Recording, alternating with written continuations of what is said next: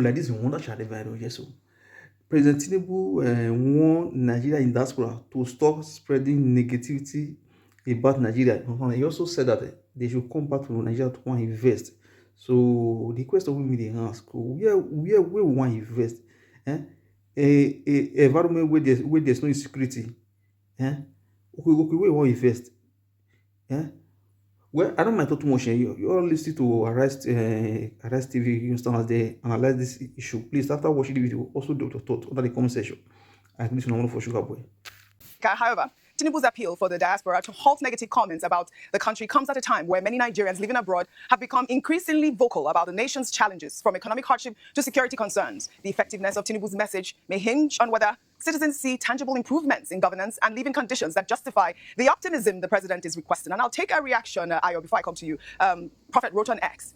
He wrote, if the nation is truly rising, let justice rise with it. Let hospitals heal without bribes. Let faith be free without fear. Let the streets be safe without silence. We do not return because we're told to. We return when the land becomes a home again. I believe that ex-user is, actually responding to the fact that the president urged more young people to come back to Nigeria as well. But again, I think that it's a great call for the president, because this is what we discussed as well on this table. We don't want to show Nigeria in a bad light. If you do good, we praise you. I think that the Wale Showing Cast Center that just came up is, completely remarkable. Kudos to the Tinubu administration as well. Absolutely. Congratulations to Nigeria, first of all, and congratulations to President Bola Ahmed Tinubu. Yes, he's building on the foundation of his predecessors who has started this work. This project, the Wale Showing Cast Center for Art and Creative, for Culture and Creative Arts, was actually started in the last administration and was spearheaded. The funding was spearheaded by the CBN and the Bankers Committee under Gordon Emefiele. But like I mentioned earlier on, it's important that there's continuity. So the feather to his hat is that he saw it to completion and he actually relaunched it. It's beautiful. It's an overhaul of the 4,000 capacity main theatre. It's also his commitment to tapping the potential of the creative economy in Nigeria. He's often said that by 2030, Nigeria has the potential to hit 100 billion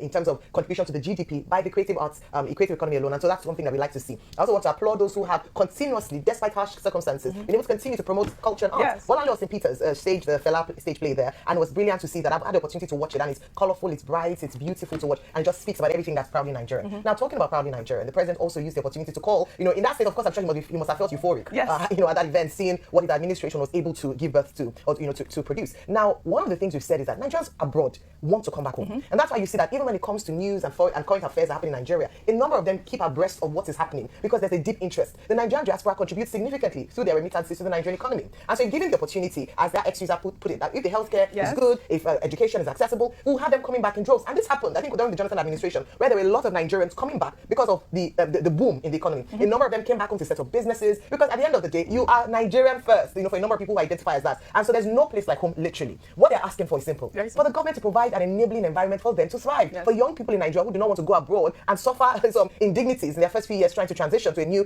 country and climate, to stay back home and actually build our nation. In calling for that as well, I'll end on this note.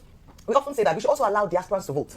If you're asking them to do things in the nation and asking them to contribute, we cannot do that if they don't have a part in the selection process. And that's why you keep asking that even the electoral law should accommodate diaspora voting. We believe that we'd even see more contribution if they have a direct say on who leads Nigeria and what happens in Nigeria. But I think that even with the state of things, let's applaud at this diasporan community. They have done well. If we provide a conducive environment for them to come back, they will come back in droves. Yes, speaking about conducive environment, President Tinubu's Independence Day message to Nigerian youth, where he urged them to pursue ambitious goals while pledging his administration's commitment to providing the necessary support systems for their success, has elicited reactions. Well, during his speech, the president promised that his administration, through policies and funding, will continue to give young people wings to fly sky high. The president described young Nigerians as the country's greatest asset and future. Let me take some reactions before I come to you. This person wrote on X.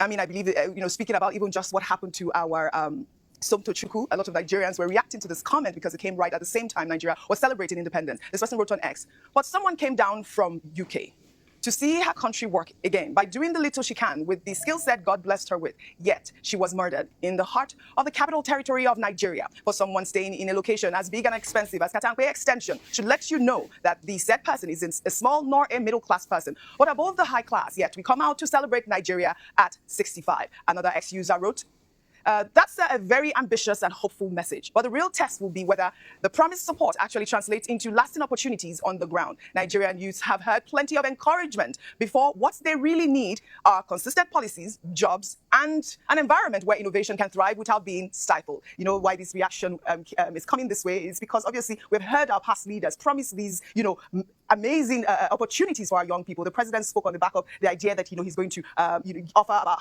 500,000 young people education grants. Rufai. Okay, so I think the talk about diaspora coming back, to my mind, diaspora are already back in this country. A sizable portion of our foreign exchange inflows are from the diaspora. At its height, it used to be about 25 billion yearly, but that number has reduced now. So they're already here. But what do they get in return? You can't even give them the right to vote. Apart from that, through NIDCOM, a lot of them have come back home to invest. But what do they get? The harsh economy pushes them back. I know of a particular doctor from a place called Savannah, Georgia, one of the biggest heart doctors in America, won many accolades. He came to set up a heart facility in Victoria Island. After many years, he had to sell the facility because of the state of the economy and the struggle in the medical sector. So they talk about urging them to come back. Like Davido asked, what are they coming back to? And that's a big question. Is there an economy? Is it insecurity, like happened in Kwara, where the governor is helpless? And we're not saying anything about that? People are fleeing? Is it the fact that bandits that have a good time, meeting, granting press conferences, taking photo up with governors of states, is that what they're coming back to? Yes, we know Nigerians are bright, they're innovative. But the last part is their country fails them. Why is it that the same Nigerians that struggle to thrive here go to other countries and they succeed? People shall have to leave before they can make it. Oh, I want to say kudos to you today. Because I know the stress you went through to tell Madu's story. The same Madu that Disney is celebrating, everybody's celebrating today. I remember that day, years ago, how you had to drive all the way to Badagry to tell that story. I think it was you and Okpe that you spent close to over 6 hours on the road to be able to tell Madu's story. But see, Madu had to leave the country before his talent crystallized. Today, the same Madu that you drove 6 hours in Badagry to is now the one American embassy is celebrating as an American export and talent back to Nigeria. The question is, why is it so difficult for people to thrive here? That's what we are saying. Look at Professor Wole Soyinka that we are celebrating. At some point, the country let him down. They have to run out of the country. Most of the time, he's constantly out lecturing. I would have want a country that will allow Professor Wole Soyinka to lecture in this country so people can enjoy him. What's gone on those days? So it's not that we don't want the best for this country. In fact, the reason why we talk like this is that we care too much and we are so in the know of the potential this country has. Right. So it's not just by rhetorics. When we have leaders that lead us well, you will not need to tell diaspora to come. Didn't diaspora come? Didn't some women come from Dallas to come and invest in real estate? Did they destroy their real estate in Coastal Road? And that case has been going on with Mr. Omai for a while. Right. Did they destroy their real estate in Coastal Road? Have they gotten compensation today? No.